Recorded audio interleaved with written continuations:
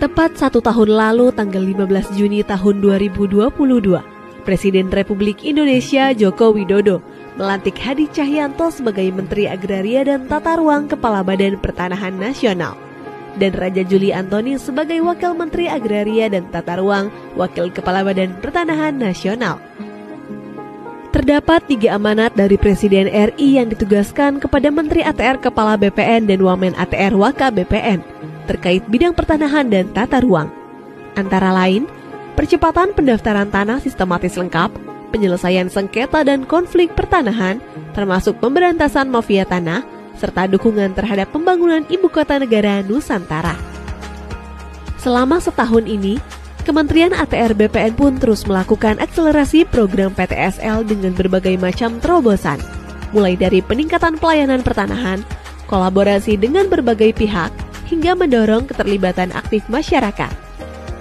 Atas hasil dari kerja keras tersebut, selama 1 tahun ini, dari program PTSL berhasil mendaftarkan 6.616.664 bidang tanah di seluruh Indonesia, di mana 5.409.693 bidang tanah telah bersertifikat. Mengingat betapa pentingnya manfaat memiliki sertifikat tanah, selain sebagai legalitas hukum atas kepemilikan yang sah, sertifikat tanah juga dapat mengurangi potensi terjadinya sengketa atau konflik pertanahan, serta membuka akses permodalan untuk peningkatan ekonomi masyarakat. Sejak dilaksanakannya program PTSL juga telah memberikan penambahan nilai ekonomi atau ekonomi value added mencapai kurang lebih 5.574 triliun rupiah, dan 1 tahun terakhir mencapai kurang lebih 895 triliun rupiah yang berasal dari hak tanggungan, BPHTB, PPH, dan PNBP. Sebelum adanya program PTSL, pada tahun 2017, jumlah bidang tanah yang baru tercapai hanya mencapai 46 juta bidang tanah. Dari estimasi 126 juta bidang tanah yang ada di Indonesia. Kalau dihitung rata-rata setiap tahunnya, BPN hanya mendaftarkan 500.000 bidang tanah. Apabila pendaftaran tanah ini menggunakan metode lama, maka rakyat harus menunggu lebih kurang 160 tahun lamanya. Berkat program PTSL yang saat ini tercatat jumlah bidang tanah yang telah terdaftar sebanyak 103,1 juta bidang tanah dan 85,8 juta bidang tanah telah bersertifikat. Percepatan program PTSL dimulai dengan menggerakkan partisipasi masyarakat untuk berperan aktif dalam menyiapkan berkas pertanahan secara mandiri. Hal itu berguna untuk membantu petugas pengumpul data pertanahan. Selain itu, Kementerian ATR BPN juga aktif mengkampanyekan gerakan masyarakat pemasangan tanda batas atau gema batas untuk memudahkan petugas ukur dalam melaksanakan pengukuran tanah. Kementerian ATR BPN juga berkomitmen melegalisasi tanah wakaf dan rumah ibadah melalui Gerakan Nasional Sertifikasi Rumah Ibadah dan Pesantren agar aset tersebut terhindar dari potensi hilang, terkena sengketa atau konflik. Konkretnya, Kementerian ATR BPN telah membuat nota kesepahaman dengan berbagai organisasi keagamaan untuk memudahkan sertifikasi tanah wakaf dan rumah ibadah, sehingga umat beragama dapat melaksanakan kegiatan keagamaan secara aman dan damai. Selama setahun ini, Kementerian ATR BPN telah berhasil mensertifikasi 36.149 bidang tanah wakaf dan rumah ibadah seperti masjid, gereja, vihara, dan rumah ibadah lainnya.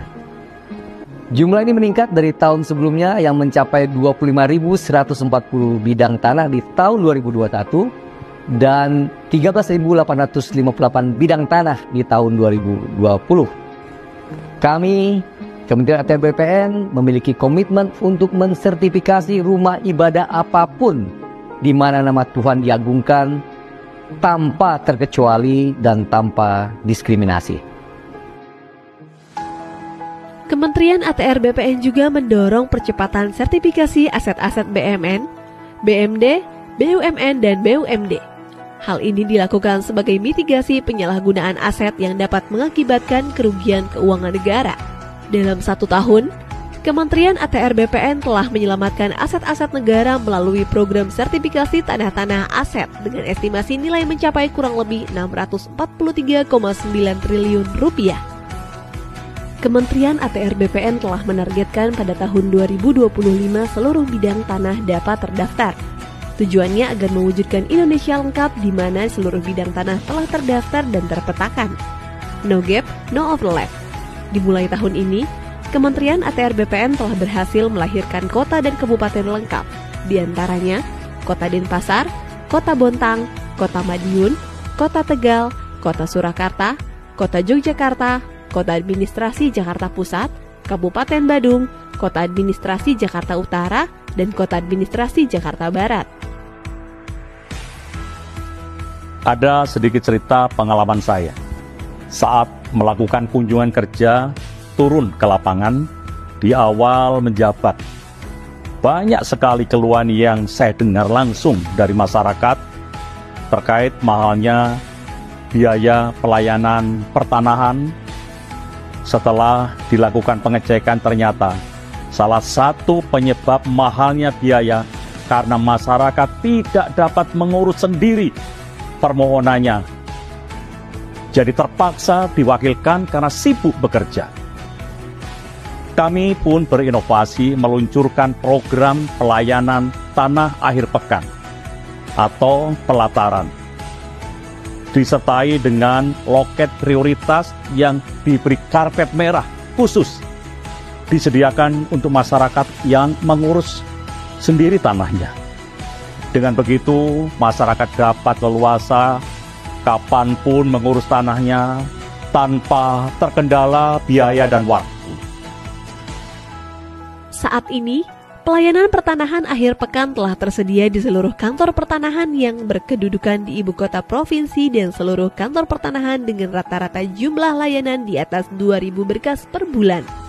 Dengan adanya program pelataran ini, diharapkan dapat mencegah praktik calo atau mafia tanah dalam kepengurusan tanah.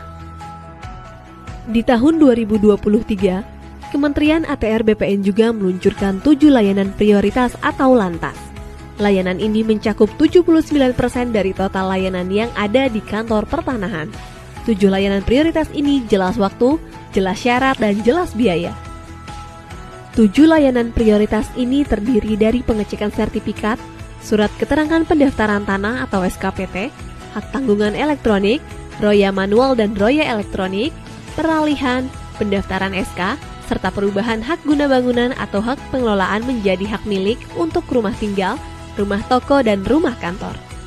1 tahun bekerja untuk rakyat, untuk Indonesia.